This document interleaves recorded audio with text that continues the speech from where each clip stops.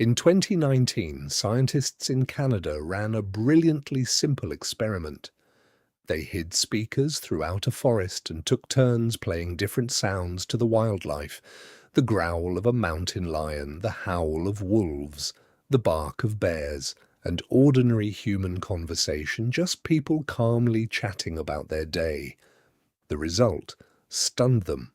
Mountain lions, apex predators that can open up a deer with one swipe, fled from the sound of a human voice twice as often as from the roar of other predators. Deer, bobcats, raccoons, every animal reacted the same way.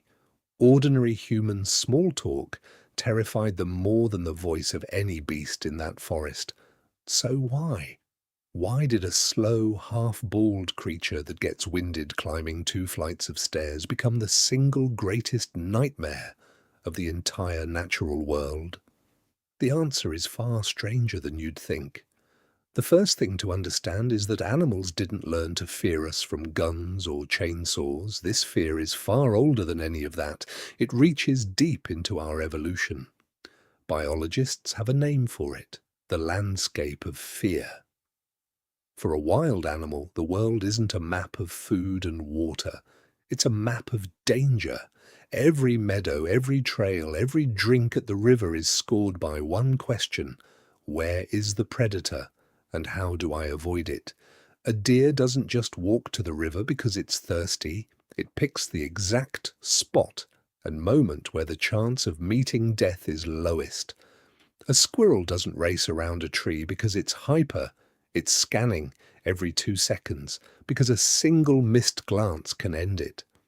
And here's the staggering part.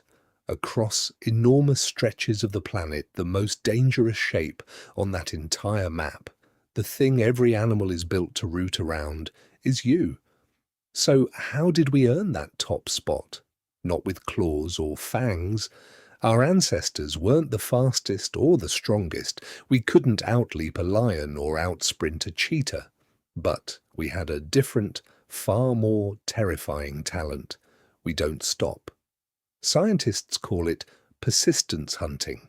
A human could chase an animal for hours under a blazing sun until it simply collapsed from heat and exhaustion. Picture it from the other side. You're a gazelle. You explode away from some strange 2-legged creature, sprint a full mile, stop, gasp for air, lift your head, and he's still coming. Not running, not roaring, not lunging, just calmly, stubbornly, without a single break, walking toward you. For an hour, 2, 3, until your legs give out. To a gazelle, that isn't a hunter. That's a horror movie that never ends. And the animals that didn't take this seriously simply died and left no offspring. The ones who fled survived and passed that wariness on.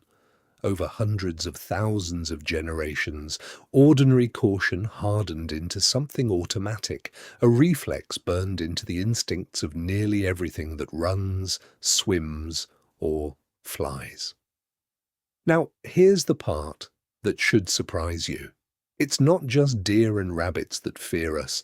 The animals that fear us include the ones at the very top of the food chain: the lions, the bears, the wolves themselves. And the reason we frighten even them more than anything else comes down to one word: unpredictability. Every predator in nature runs on a pattern. Wolves hunt mostly at dawn and dusk. A crocodile ambushes from the water's edge. A hawk works the open sky.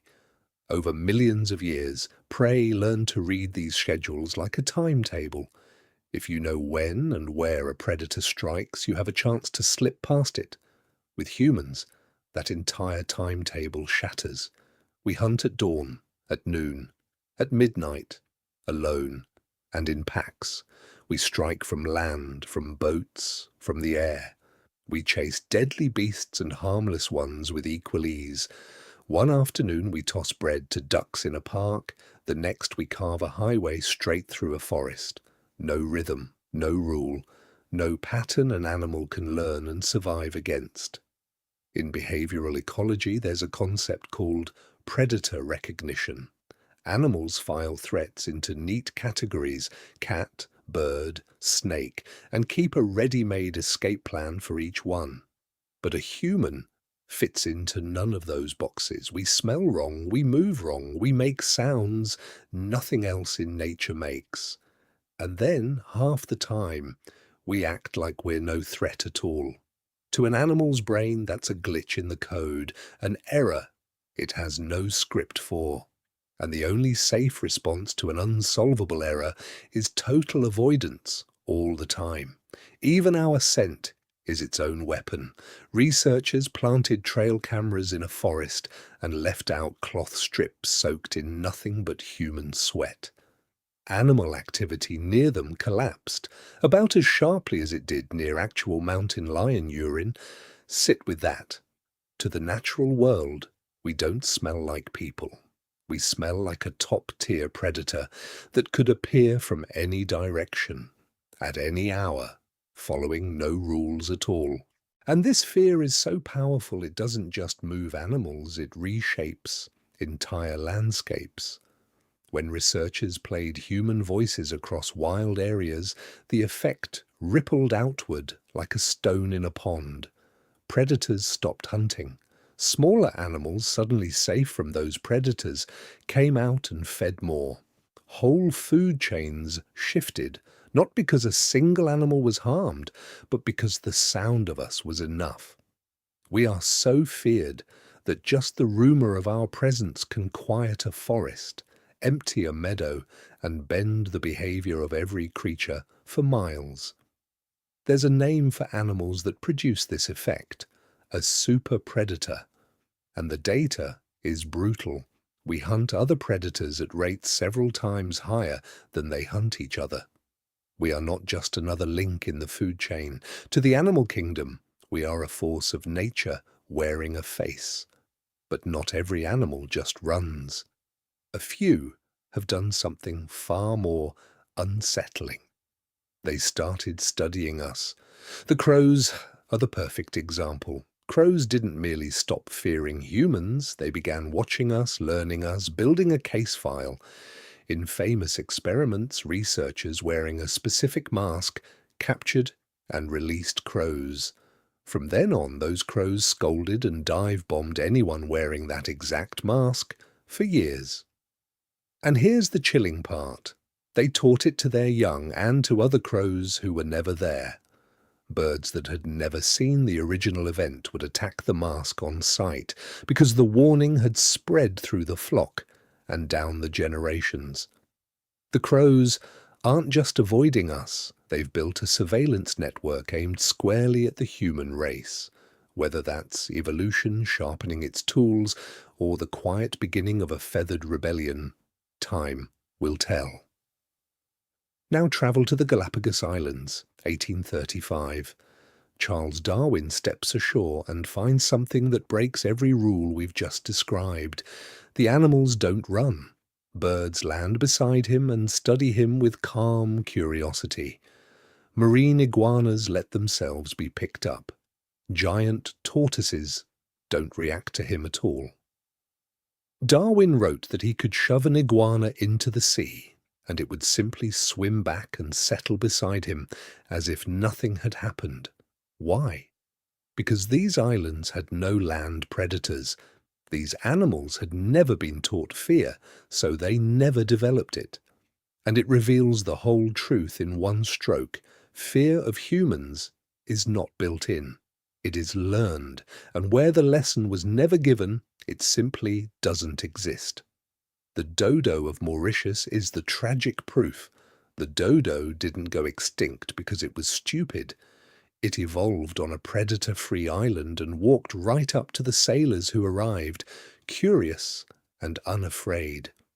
They called it the dumbest bird alive. In truth, it had simply never been given a single lesson in fear, and it paid for that gap with its entire species. So, that's the answer. The terror of the whole animal kingdom isn't built into their blood.